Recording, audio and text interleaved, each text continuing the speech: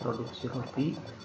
Maka pada kali ini ya, kita awali dari bahan untuk membuat, kemudian penambah rasa dan telur, kemudian tambahan, kemudian bahan pengisi isi. Kemudian berikutnya kita perhatikan tepung terigu itu merupakan hasil gandum yang mengandung gluten, ya, mampu kemudian mampu memanjang, kemudian bersifat elastis. Nah, biji gandum mengandung biji gandum. Kemudian berikutnya ini adalah bagian-bagian butiran 85% dari biji gandum 2%. Nah, kemudian berikutnya adalah kemudian kita perhatikan lagi, ini adalah kulit 5%. Berikutnya adalah lembaga ini mengandung. Berikutnya adalah jenis dan hard flour, kemudian berikutnya soft flour. Semakin tinggi kandungan volume rotinya. Nah, pengadukan yang bahan.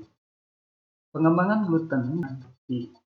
Berikutnya adalah jenis tepung terigu. Baik, selanjutnya ini adalah komposisi 70%, kemudian air 11%, kemudian insoluble, kemudian soluble, kemudian gula 2,5%, kemudian 1%, kemudian mineral 5%. Nah, ini cara penyimpanan. Kemudian tidak terkena sinar matahari.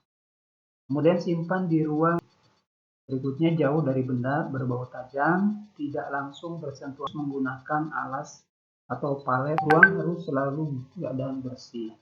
Berikutnya air bisa berfungsi untuk melarutkan bahan derajat Celcius, mengontrol kepadatan adonan, membentuk gluten.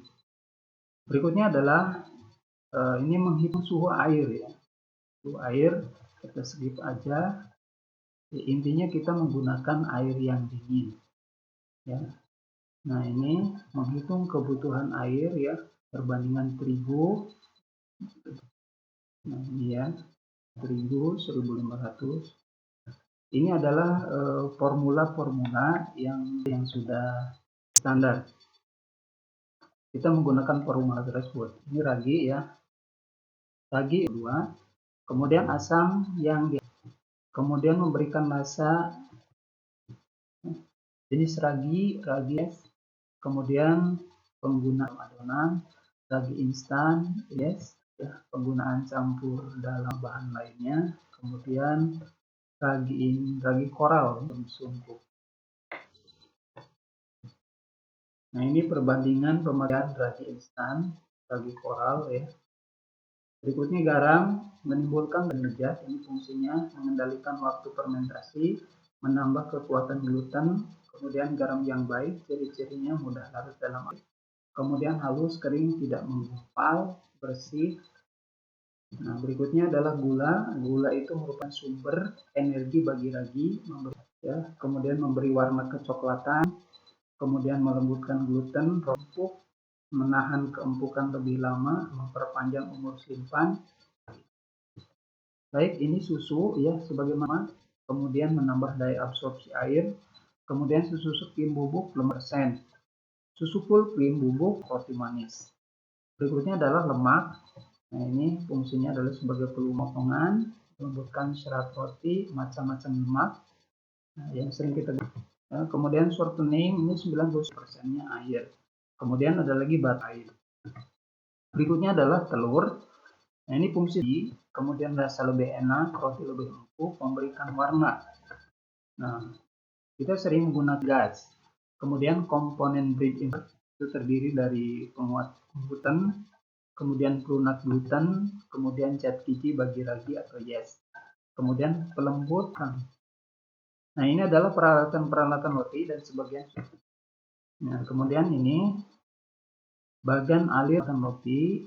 Yang pertama adalah seleksi bahan, kemudian penimbangan, kemudian pengadukan atau pengadunan, kemudian per menit, kemudian potong timbangan. Potong timbangan ini kita kurang lebih dilakukan pembulatan, kemudian ya kemudian kita bentuk, dikasih isi, kemudian final proofing sekitar 45 menit, kemudian dilakukan pembarangan, kemudian didinginkan setelah dilakukan pengemasan. Ini komposisi bahan dasar ya. Nah, kemudian metode pengadukan. Nah, ini ya. Ini diaduk sampai kemudian strength kasih. Nah, ini untuk menguji telur. Kemudian telur, kemudian untuk menguji pakungan, yaitu telur segar tenggelam. Nah, ini ya. Kemudian berikutnya kita ini bentuk tali. Itu baik, terima kasih.